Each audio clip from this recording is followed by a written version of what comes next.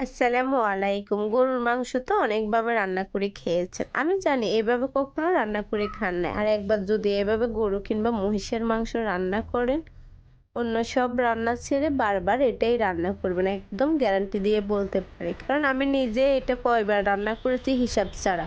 কারণ এটা এরকম একটা রেসিপি আমার মনে হয় দুনিয়ার সবথেকে সেরা স্বাদে গরু কিংবা মহিষের মাংস রান্না বললে এই রেসিপিটাকেই বলা হবে। আর এই রেসিপিটার জন্য আমি এখানে ১ কেজি মহিষের মাংস নিয়ে নিয়েছি। মাংসগুলো আমি এরকম একটু বড় বড় সাইজ করে কেটেছি। আপনারা চাইলে আরো ছোট কিংবা বড়ও করতে পারেন। তবে এই রেসিপিটার জন্য মাংসের পিসটা যত বড় হয় অতই দেখতে ভালো লাগে। আমি মাংসগুলো কেটে ভালোভাবে ধুয়ে পানি ঝরিয়ে নিয়েছি। চুলায় একটা ফ্যান বসিয়ে দিয়েছি, তার মধ্যে দিয়ে দিলাম 1/4 কাপের থেকেও বেশি তেল। তেলটা এখানে একটু বেশিই দিতে হয় যেহেতু মাংসটা ভাজা ভাজা হবে। আমি তেলটা যখন গরম হয়ে গেছে এর মধ্যে আগে থেকে পানি ঝরিয়ে রাখা সবগুলো মাংস অ্যাড করে দিয়েছি। এখন 7 থেকে 8 মিনিটের মতো মাংসগুলো ভালোভাবে নেড়ে চেড়ে ভাজতে হবে। দেখুন মাংসগুলো ভাজতে ভাজতে মাংসের কালার চেঞ্জ হয়ে গেছে, আর মাংসগুলো যতই ভাজা হবে ওর মধ্যে থেকে পানি ছেড়ে দেবে। কারণ মাংসতে প্রচুর পরিমাণ পানি থাকে। আমি কিন্তু এক্সট্রা পানিটা ভালো করে ঝরিয়ে নিয়েছি। মাংসগুলো প্রায় 10 মিনিটের মতো তেলের উপরে ভেজেছিলাম, পানিও ছেড়ে দিয়েছে অনেকটা। এখন এর মধ্যে দিয়ে দিলাম 3 চা চামচ আদার পেস্ট। আমি এখানে আদাগুলো গ্যাটারের সাহায্যে গ্রেট করে নিয়েছি, বাটাও দিই নেই আবার কুচি করেও দিই নেই, গ্যাটার দিয়ে গ্রেট করে নিয়েছি। আদাগুলো দিয়ে 5 থেকে 6 মিনিটের মতো ভালোভাবে মাংসের সাথে ভাজি করে নিয়েছি। এখন এর মধ্যে দিয়ে দিলাম 3 চা চামচ রসুনের পেস্ট। রসুনটাও সেমভাবে গ্রেট করে নিয়েছি। রসুনের পেস্টটা দিয়েও আমি 5 থেকে 6 মিনিটের মতো ভালো করে ভেজে নিয়েছি। এখন এর মধ্যে দিয়ে দিচ্ছি 1 চা চামচ লবণ কিংবা স্বাদ মতো লবণ। আর এই রান্নাটায় কখনো আদা রসুন একসাথে অ্যাড করে দিবেন না। আদাটা দিয়ে 5 থেকে 6 মিনিট ভালো করে ভাজবেন, তারপরে রসুনটা দিয়েও 5 থেকে 6 মিনিট ভাজবেন। তাহলে আদার গ্যারানটা ভালোভাবে মাংসের সাথে অ্যাড হয়ে যায়, মাংসটা খুব তাড়াতাড়ি সিদ্ধ হয়। আর রসুনটা দিয়েও যখন সেমভাবে ভাজবেন অন্যরকম একটা সুন্দর ফ্লেভার আসবে। ঢাকনা দিয়ে রান্না করে নিয়েছি প্রায় 7 থেকে 8 মিনিটের মতো। এই পর্যায়ে আমি একটু নেড়ে চেড়ে দিচ্ছি। দেখুন মাংস থেকে অনেকটা পানি ছেড়ে দিয়েছে, আর মাংসগুলো যতই সিদ্ধ হবে অতই পানি ছাড়তে শুরু করবে। আর এখন এর মধ্যে দিয়ে দিলাম আমি 4টা টমেটো কুচি। আমি এখানে টমেটোগুলো চিকন চিকন করে কেটেছি। আপনারা চাইলে 4 ভাগ কিংবা 2 ভাগ করেও দিতে পারেন, কারণ মাংস সিদ্ধ হতে হতে টমেটোর কোনো অস্তিত্বই খুঁজে পাওয়া যাবে না। টমেটোটা দিয়ে ভালোভাবে নেড়ে চেড়ে মিশিয়ে দিচ্ছি। আর এই মাংসের পানিতে মাংসগুলো ভালোভাবে সিদ্ধ হয়ে মাংসের মধ্যে থেকে তেল ছেড়ে দিবে। ঢাকনা দিয়ে রান্না করে নিব আরও 10 মিনিটের মতো। ফিরে আসলাম 10 মিনিট পর। দেখুন মাংসের পানি কিন্তু অনেকটা শুকিয়ে গিয়েছে, আর টমেটোগুলো গলতে শুরু করে দিয়েছে। তেলের মধ্যে সুন্দর একটা কালার বেশি উঠেছে। আমি এই রান্নাটায় মাংস, হাড়, চর্বি সবগুলোই সমান সমান নিয়েছি। আপনারা যে মাংসটা নেবেন ওই মাংসের চর্বির হাড় যদি বেশি থাকে তেলটা আরও কমিয়ে দিবেন।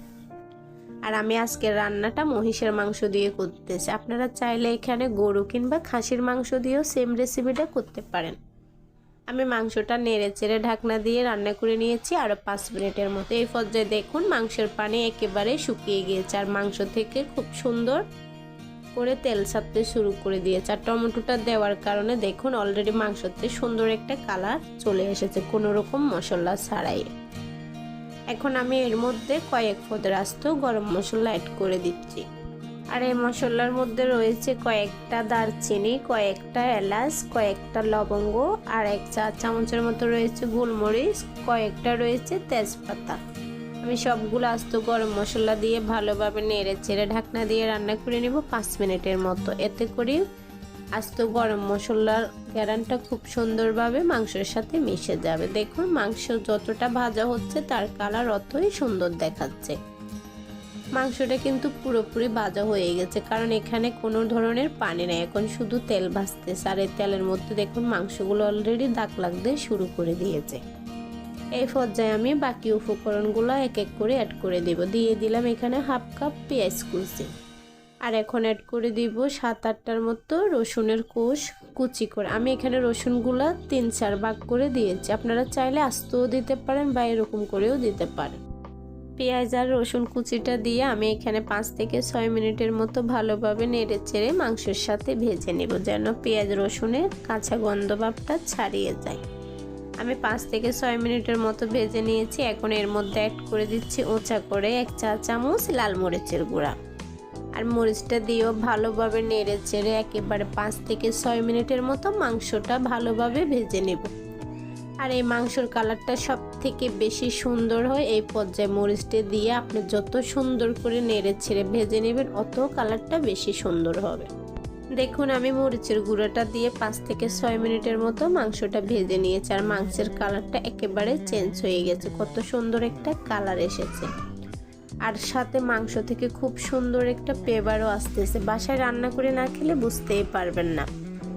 এখন দিয়ে দিলাম 1/2 চা চামচ হলুদের গুঁড়া, 1 চা চামচ ধনিয়ার গুঁড়া, 1 চা চামচ গরুর মাংসের রাঁধুনি মশলা, আর দিয়ে দিলাম 2 চা চামচ জিরা। জিরাগুলো আমি একটু থেতলো করে নিয়েছি, একেবারে গুঁড়িও না একেবারে আস্তও না।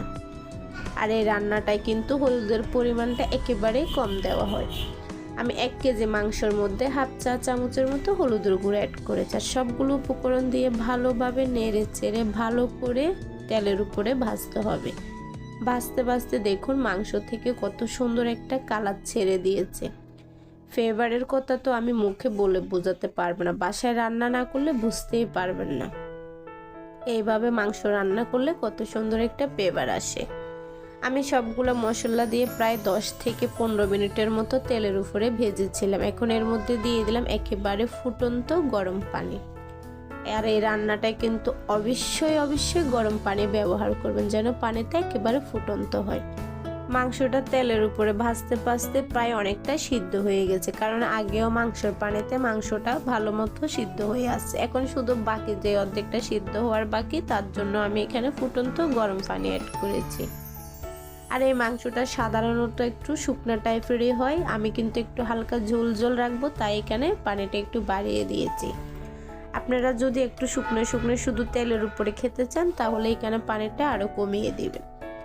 এই পর্যায়ে ঢাকনা দিয়ে আমি রান্না করে নিব প্রায় 20 থেকে 25 মিনিটের মতো। ফিরে আসলাম 20 থেকে 25 মিনিট পর। মাংসের কালারটা একটু দেখুন ফুরাইয়ে আগুন। আমি কিন্তু এর মধ্যে অফ ক্যামেরায় আরো কয়েকবার নেড়ে ছেড়ে দিয়েছিলাম। এই পর্যায়ে আমি এখানে দেখাচ্ছি, দেখুন মাংসগুলো অনেকটাই সিদ্ধ হয়ে গেছে। আর এই মাংসটা একেবারে নরম হয়, তাই আমি আরেকটু সিদ্ধ করে নেব। ঢাকনা দিয়ে রান্না করে নিলাম আরো 10 থেকে 15 মিনিটের মতন। দেখুন কালারটা যতই সিদ্ধ হবে অতই বেশি কালার ছাড়বে, আর খেতেও হয় এই মাংসটা একেবারে দুর্দান্ত, বাসায় রান্না না করলে বুঝতেই পারবেন না। মাংসের স্বাদ ও গ্যারান্টা আরো বাড়ানোর জন্য এই পর্যায়ে আমি এখানে অ্যাড করে দিলাম 3টা কাঁচামরিচ কুচি। এটা একেবারে অপশনাল, আপনারা চাইলে স্কিপই করতে পারেন, তবে আমার মনে হয় এই মাংস রান্নাটা এই পর্যায়ে কাঁচামরিচটা দিলে অন্যরকম একটা ফ্লেভার আসে, খেতেও লাগে অসাধারণ। আমি মরিচটা দিয়ে নেড়ে চেড়ে ঢাকনা দিয়ে রান্না করে নিয়েছি 4 থেকে 5 মিনিটের মতো। ফিরে আসলাম 4 থেকে 5 মিনিট পর। দেখুন ঝোলটা একেবারে শুকিয়ে গিয়েছে, গা মাখা ঝোল আছে।